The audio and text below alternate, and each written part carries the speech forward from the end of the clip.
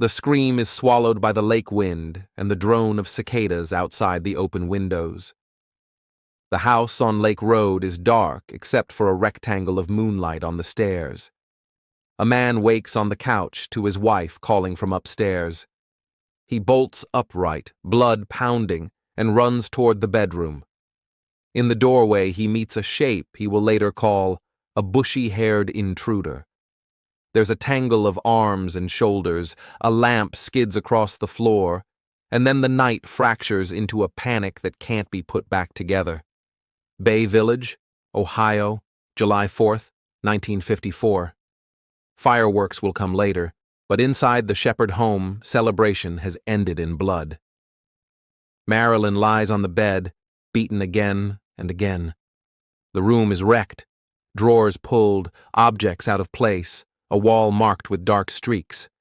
Downstairs, Dr. Sam Sheppard is dazed and bleeding, saying he chased someone to the lake and was knocked out by the surf. When neighbors and police converge, they find a violent scene and a husband who swears a stranger did this.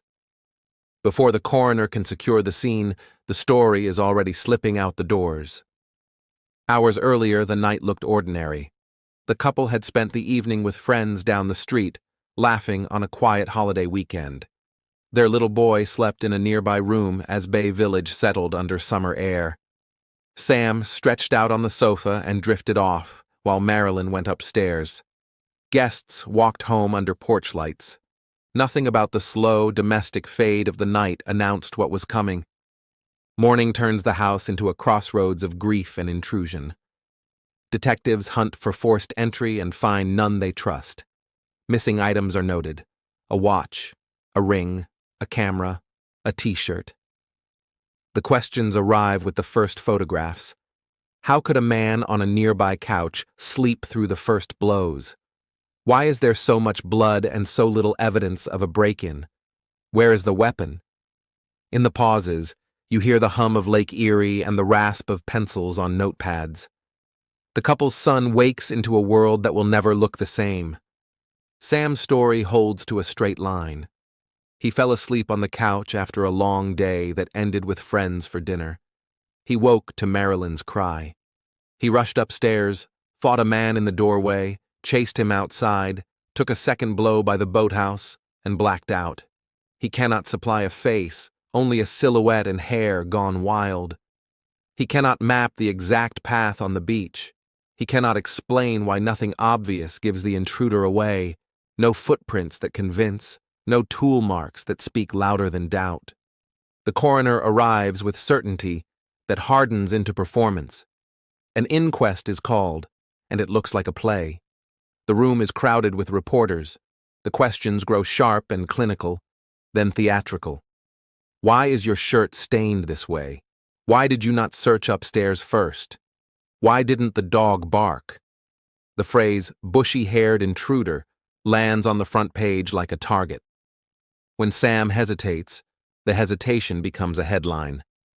The case is still fresh enough to be complicated, yet already the city is choosing a suspect. By late summer, grief has been pressed flat into a narrative. The trial opens to full benches and a hallway of cameras. Jurors are not sequestered. They walk past the newsstands that shout their future back at them. The state arranges a theory of marriage in decline and anger snapping loose after midnight. A lab technician testifies to an affair. Witnesses talk about blood spatter and blunt force, about arcs and droplets and what they mean when read like a language. There is talk of a missing surgical instrument, the kind a doctor would keep and a killer might grab in a panic. The defense points to contamination, to crowds in the house, to the way a scene can be ruined by curiosity and flashbulbs. In that glare, certainty becomes a costume anyone can wear. The verdict, guilty of second-degree murder, drops with a finality the room accepts, because it must. Sam Sheppard goes to prison. Marilyn is carried to the cemetery. She was 4 months pregnant. The house on the lake is emptied and the wallpaper keeps its stains. It could have ended there, one more file folded, but the story keeps moving. A television writer looks at its outline, A doctor accused of killing his wife, an unnamed intruder, a nighttime chase, and spins a new legend out of the bones. The fiction is called The Fugitive. It runs for years while the real man sits in a cell. Years pass. A second jury forms outside the courthouse, lawyers, journalists, citizens with long memories, patiently marking the ways the first trial went wrong. They count the interviews jurors could not avoid, the headlines posted like instructions, the judge's open impatience, the stage-lit inquest that bled into the courtroom. Eventually, the highest court looks down and agrees that justice cannot be done in a carnival. In 1966, Sam's conviction is overturned. At the retrial, new counsel takes the floor, cross-examining, reframing the timeline, and asking the jury to imagine a second set of hands. The state's sure edges blur. This time, the answer is not guilty. Freedom is not the same as repair.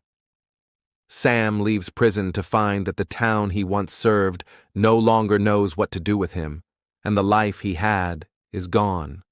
For a while, he tries to live on notoriety and adrenaline, appearing where he can, working where someone will have him.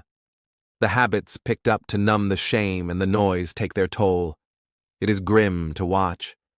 The man who once sprinted down to the shore grows slower, and the weight of the night on Lake Road never leaves his shoulders. Meanwhile, the questions keep living here. Investigators revisit old names, the window washer who knew the house, the visitors who drifted in and out, relatives and neighbors with timelines that never quite fit. Decades later, science brings new tests to old stains. Some results raise possibilities that do not point cleanly to the husband. Others shrug and leave more fog. The sheer damage in that room, spatter on walls, objects moved, a chaos both staged and real, feels like a message no one learned to translate. Marilyn Sheppard's name belongs first in any telling. She was a young mother in a lakefront bedroom who never saw the holiday dawn. Her little boy woke to strangers and never got his old house back.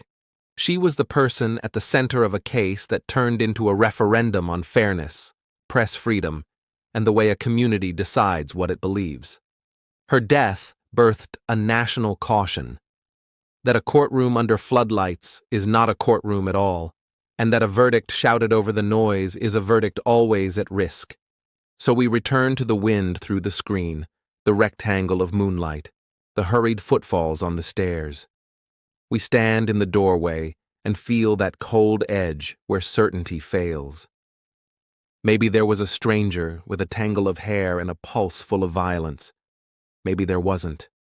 What remains is the wreckage of a bedroom and the long, relentless labor of doubt. Some stories end with a gavel.